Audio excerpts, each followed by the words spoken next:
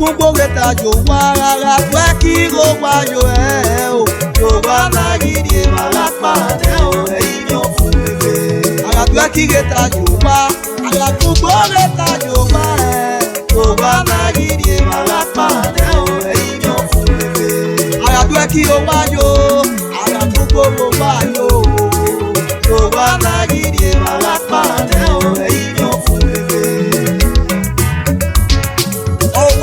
wa kawo wa ni mekana owa na layo anaje mo na bielere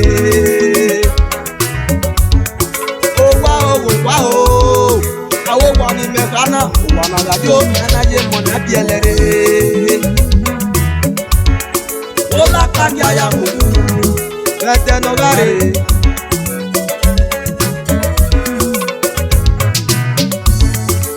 e magia le to bo yo puzo mo muzo le manu to ye po wa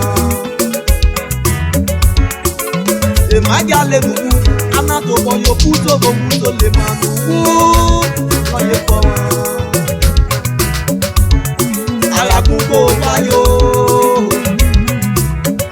ala to ki no wa yo dawo wa ni kana e wona la ko to yo ewo na so wa yo ni ewo ni ka ona ola pa no bie ewo na so wa yo ni ewo ni ka ona ola pa no bie ewo meru le ju ko ni re ona ki ata mi mo ajata buwo buwo wa mi to wa pe àwa náà ta ṣe àná wẹ̀ṣẹ̀ ọ̀dẹ̀ yìí yàn fún wẹ́wẹ́ ìtàrí ológun ọ̀gìn àríyàwó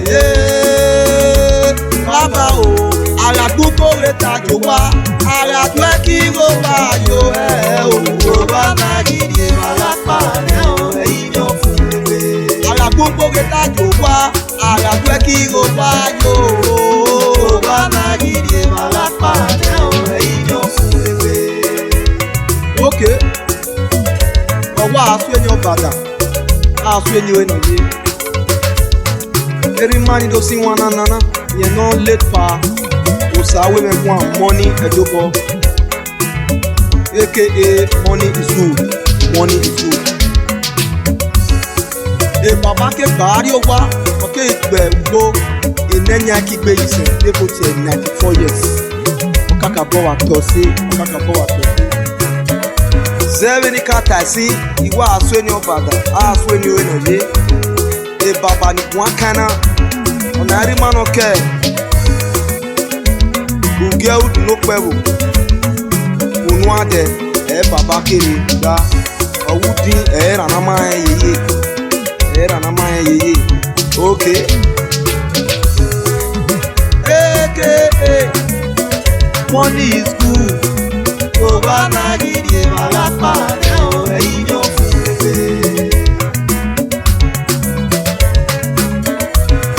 Pa Osawemwenguan money edobo. Oba na gidi malapa ne o eyin yo fun bebe. Ejo wọn la ye ko ara ye. Money na jaja. Yeti le yo me ni bai ri malapa. Eri mana ta po bari ni kore. Mai ke bari e bo na wana. Ya we ti wan. Oba na gidi malapa.